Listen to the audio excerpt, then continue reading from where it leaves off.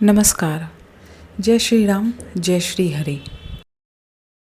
आपका स्वागत है हमारे चैनल पर, जहां हम प्रतिदिन श्री रामचरितमानस का दैनिक पाठ कर रहे हैं और हमने जिसकी शुरुआत बालकांड से की है। बालकांड तुलसीदास जी द्वारा रचित इस महाग्रंथ का प्रथम कांड है, जिसमें प्रभु श्री राम के जन्म से लेकर उनके विवाह तक का दिव्य और प्रेरणादायक लीलाओं का वर्णन मिलता है। यह केवल एक धार्मिक ग्रंथ नहीं, बल्कि आस्था, संस्कार और भक्ति का अमूल्य भंडार है। हर शब्द, हर चौपाई में छिपा है प्रभु राम का गुणगान और भक्तों के लिए एक अनमोल संदेश। तो आइए इस पावन यात्रा की शुरुआत करें श्री राम के बाल रूप की लीलाओं के साथ, और बिना किसी देरी के हम पढ़ते हैं अपनी सीरीज रामचरितमानस बालकांड का पहला पाठ।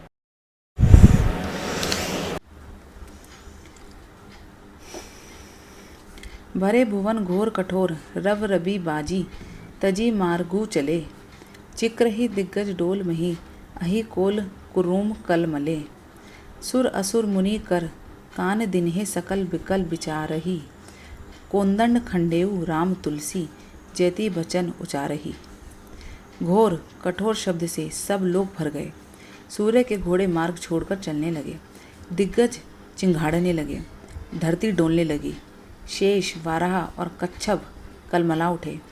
देवता, राक्षस और मुनि कानों पर हाथ रखकर सब व्याकुल होकर विचारने लगे। तुलसीदास जी कहते हैं, जब सबको निश्चय हो गया कि श्री राम जी ने धनुष को तोड़ डाला, तब सब श्री रामचंद्र जी की जय बोलने लगे। शिव जी का धनुष जहाज है और श्री रामचंद्र जी की भुजाओं का बल समुद्र है। धनुष टूटने से वह सारा समाज डूब गया, जो मोहवश पहले इस जहाज पर चढ़ा था, जिसका वर्णन ऊपर आया है। प्रभु ने धनुष के दोनों टुकड़ों पृथ्वी पर डाल दिए। यह देखकर सब लोग सुखी हुए। विश्वामित्र रूपी पवित्र समुद्र में, जिसमें प्रेम रूपी सुंदर अथाह जल भरा है, राम रूपी पूर्ण चंद्र को देखकर पुलकावली रूप भारी लहरें बढ़ने लगी। आकाश में बड़े जोर से नगाड़े बजने लगे और देवांगनाएं गान करके नाचने लगी। ब्रह्मा आदि देवता, सिद्ध और मुनीश्वर लोग प्रभु की प्रशंसा कर रहे हैं और आशीर्वाद दे रहे हैं। वे रंग बिरंगे फूल और मालाएं बरसा रहे हैं। किन्नर लोग रसीले गीत गा रहे हैं। सारे ब्रह्मांड में जय जय जयकार की ध्वनि छा गई, जिसमें धनुष टूटने की ध्वनि जानी नहीं पड़ती। जहाँ तहाँ स्त्री पुरुष प्रसन्न होकर कह रहे हैं कि श्री रामचंद्र जी ने शिव जी के भारी धनुष को तोड़ डाला। धीर बुद्धि वाले भाट, मगध और सूत लोग कीर्ति का बखान कर रहे हैं। सब लोग घोड़े, हाथी, धन, मणि और वस्त्र निछावर कर रहे हैं। झांझ, मृदंग, शंख, शहनाई, भेरी, ढोल और सुहावने नगाड़े आदि बहुत प्रकार से सुंदर बाजे बज रहे हैं। जहाँ तहाँ युवतियाँ मंगल गीत गा रही हैं। सखियों सहित रानी अत्यंत हर्षित हुई, मानो सूखते हुए धान पर पानी पड़ गया हो। जनक जी ने सोच त्याग कर सुख प्राप्त किया, मानो तैरते तैरते थके हुए पुरुष ने था पा ली हो। धनुष टूट जाने पर राजा लोग ऐसे श्रीहीन निस्तेज हो गए, जैसे दिन में दीपक की शोभा जाती रहती है। सीता जी का सुख किस प्रकार वर्णन किया जाए, जैसे चातकी स्वाति का जल पा गई हो।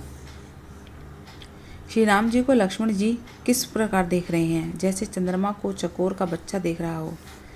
तब शतानंद जी ने आज्ञा दी और सीता जी ने श्री राम जी के पास गमन किया। साथ में सुंदर चतुर सखियाँ मंगलचार के गीत गा रही हैं। सीता जी बाल सिंहिनी की चाल से चली, उनके अंगों में अपार शोभा है। सखियों के बीच में सीता जी कैसे शोभित हो रही है, जैसे बहुत सी छवियों के बीच में महाछवि हो। कर कमल में सुंदर जयमाला है, जिसमें विश्व विजयी की शोभा छाई हुई है। सीता जी के शरीर में संकोच है, पर मन में परम उत्साह है। उनका यह गुप्त प्रेम किसी को जान नहीं पड़ रहा है।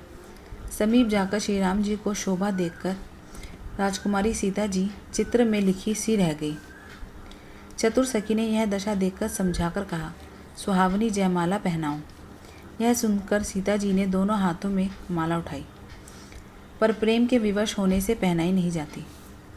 उस समय उनके हाथ ऐसे सुशोभित हो रहे हैं, मानो डंडियों सहित दो कमल चंद्रमा को डरते हुए जयमाला दे रहे हों। इस छवि को देखकर सखिया गाने लगी।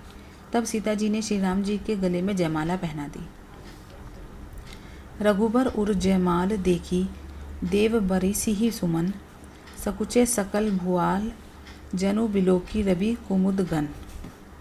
श्री रघुनाथ जी के हृदय पर जयमाला देखकर देवता फूल बरसाने लगे। समस्त राजागण इस प्रकार सकुचा गए मानो सूर्य को देखकर कुमुदों का समूह सिकुड़ गया हो। नगर और आकाश में बाजे बजने लगे। दुष्ट लोग उदास हो गए और सज्जन लोग सब प्रसन्न हो गए। देवता, किन्नर, मनुष्य, नाग और मुनीश्वर जय जयकार करके आशीर्वाद दे रहे हैं। देवताओं की स्त्रियां नाचती गाती हैं। बार बार हाथों से पुरुषों की अंजलियां छूट रही हैं। जहाँ तहाँ ब्राह्मण वेद ध्वनि कर रहे हैं और भाट लोग विरुद्वाली कुल कीर्ति बखान कर रहे हैं। पृथ्वी, पाताल और स्वर्ग तीनों लोकों में यश फैल गया कि श्री रामचंद्र जी ने धनुष तोड़ दिया और सीता जी को वरण कर लिया। नगर के नर नारी आरती कर रहे हैं और अपनी पूंजी हैसियत को भुलाकर सामर्थ्य से बहुत अधिक निछावर कर रहे हैं। श्री सीता राम जी की जोड़ी ऐसे सुशोभित हो रही है मानो सुंदरता और श्रृंगार रस से एकत्र हो गए हों। सखियां कह रही हैं, सीते स्वामी के चरण छू, किंतु सीता जी अत्यंत भयभीत हुई उनके चरण नहीं छूती। गौतम जी की स्त्री अहिल्या की गति की स्मरण करके सीता जी श्री राम जी के चरणों को हाथों से स्पर्श नहीं कर रही हैं। सीता जी की अलौकिक प्रीति जानकर रघुकुल मणि श्री रामचंद्र जी ने मन में हंसे। उस समय सीता जी को देखकर कुछ राजा लोग ललचा उठे। वे दुष्ट, कुपूत और मूढ़ राजा मन में बहुत तमतमाए। वे अभागे उठ उठकर कवच पहनकर जहाँ तहाँ गाल बजाने लगे। कोई कहते हैं सीता को छीन लो और दोनों राजकुमारों को पकड़कर बांध लो। धनुष तोड़ने से ही चाह नहीं सरेगी। हमारे जीते जी राजकुमारी को कौन ब्याह सकता है। यदि जनक कुछ सहायता करे तो युद्ध में दोनों भाइयों सहित उसे भी जीत लो। ये वचन सुनकर साधु राजा बोले, इस निर्लज राज समाज को देखकर तो लाज भी लजा जाए। अरे तुम्हारा बल प्रताप, वीरता, बड़ाई और नाक तो धनुष के साथ ही चली गई। वही वीरता थी कि अब कहीं से मिली है।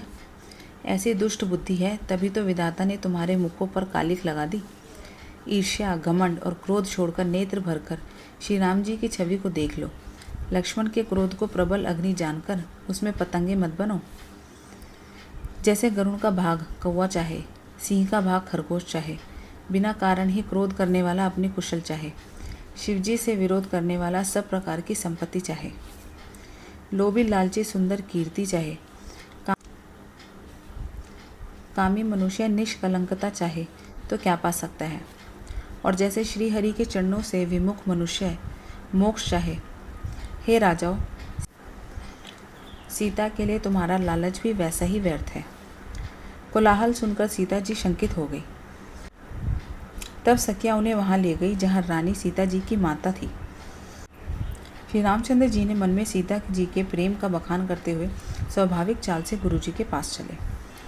रानियों सहित सीता जी सोच के वश है कि न जाने विधाता अब क्या करने वाले हैं। राजाओं के वचन सुनकर लक्ष्मण जी इधर उधर ताकते हैं, किंतु श्री रामचंद्र जी के डर से कुछ बोल नहीं सकते। उनके नेत्र लाल और भौहें टेढ़ी हो गई और वे क्रोध से राजाओं की ओर देखने लगे, मानो मतवाले हाथियों का झुंड देखकर सिंह के बच्चे को जोश आ गया हो। खलबली देखकर जनकपुरी की स्त्रियां व्याकुल हो गई और सब मिलकर राजाओं को गालियां देने लगी। उसी मौके पर शिवजी के धनुष का टूटना सुनकर भृगुकुल रूपी कमल के सूर्य परशुराम जी आए। इन्हें देखकर सब राजा सकुचा गए, मानो बाज के झपटने पर बटेर लुक छिप गए हों। गोरे शरीर पर विभूति भस्म बड़ी फब रही है और विशाल ललाट पर त्रिपुंड विशेष शोभा दे रहा है। सिर पर जटा है। सुंदर मुखचंद्र क्रोध के कारण कुछ लाल हो गया है। भौहें टेढ़ी और आंखें क्रोध से लाल हैं। सहज ही दिखते हैं तो भी ऐसा जान पड़ता है मानो क्रोध कर रहे हैं। बैल के समान ऊंचे और पुष्ट कंधे हैं। छाती और भुजाएं विशाल हैं।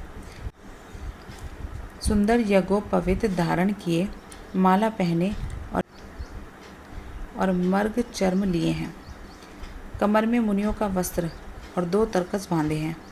हाथ में धनुष बाण और सुंदर कंधे पर फरसा धारण किए हैं। शांत बेशु करनी कठिन बरनी न जाई सरू, धरी मुनि तनु जनु वीर, रसु आयो जह सब भूप। शांत वेश है परंतु करनी बहुत कठोर है। स्वरूप का वर्णन नहीं किया जा सकता। मानो वीर रस ही मुनि का शरीर धारण करके जहाँ सब राजा लोग हैं वहाँ आ गए हों। परशुराम जी का भयानक वेश देखकर सब राजा भय से व्याकुल हो उठे और खड़े हुए और फिर पिता सहित अपना नाम कह कहकर सब दंडवत प्रणाम करने लगे। परशुराम जी हित समझकर भी सहज ही जिसकी ओर देख लेते हैं वह समझता है कि मानो मेरी आयु पूरी हो गई। फिर जनक जी ने आकर सिर निभाया और सीता जी को बुलाकर प्रणाम करवाया। परशुराम जी ने सीता जी को आशीर्वाद दिया।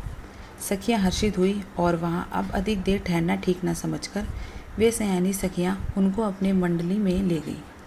फिर विश्वामित्र जी आकर मिले और उन्होंने दोनों भाइयों को उनके चरण कमलों पर गिराया। विश्वामित्र जी ने कहा, ये राम और लक्ष्मण राजा दशरथ के पुत्र हैं। उनकी सुंदर जोड़ी देखकर परशुराम जी ने आशीर्वाद दिया। कामदेव की भी मद को छुड़ाने वाले श्री रामचंद्र जी के अपार रूप को देखकर उनके नेत्र थकित स्तंभित हो रहे। बहुरी बिलोकी विदेह सन, कहूँ कहा अति भीर, पूछत जानी अजान जिमी, व्यापेयो कोपो शरीर।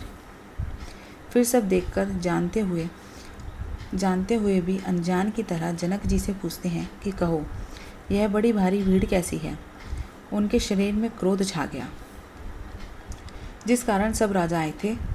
राजा जनक ने वे जब समाचार कह सुनाए, जनक के वचन सुनकर परशुराम जी ने फिरकर दूसरी ओर देखा तो धनुष के टुकड़े पृथ्वी पर पड़े हुए दिखाई दिए। अत्यंत क्रोध में भरकर वे कठोर वचन बोले, रे मूर्ख जनक, बता धनुष किसने तोड़ा। उसे शीघ्र दिखा, नहीं तो अरे मूढ़, आज मैं जहाँ तक तेरा राज्य है वहाँ तक की पृथ्वी उल्टा दूंगा। राजा को अत्यंत डर लगा जिसके कारण वे उत्तर नहीं देते। यह देखकर कुटिल राजा मन में बड़े प्रसन्न हुए। देवता, मुनि, नाग और नगर के स्त्री पुरुष सभी सोच करने लगे, सबके हृदय में बड़ा भय है। सीता जी की माता मन में पछता रही है कि हाय, विधाता ने अब बनी बनाई बात बिगाड़ दी। परशुराम जी का स्वभाव सुनकर सीता जी को आधा क्षण भी कल्प के समान बीतने लगा। सब है बिलो के लोग सब, जानी जान की भीरू, हृदय न हर्षु विषादु, कछु बोले श्री रघुबीरू। तब श्री रामचंद्र जी सब लोगों को भयभीत देखकर और सीता जी को डरी हुई जानकर बोले। उनके हृदय में न कुछ हर्ष था न विषाद। मास पारायण नवा विश्राम। हे नाथ, शिवजी के धनुष को तोड़ने वाला आपका कोई एक दास ही होगा। क्या आज्ञा है, मुझसे क्यों नहीं कहते। यह सुन क्रोधी मुनि रिसाकर बोले, सेवक वह है जो सेवक का काम करे, शत्रु का काम करके तो लड़ाई ही करनी चाहिए।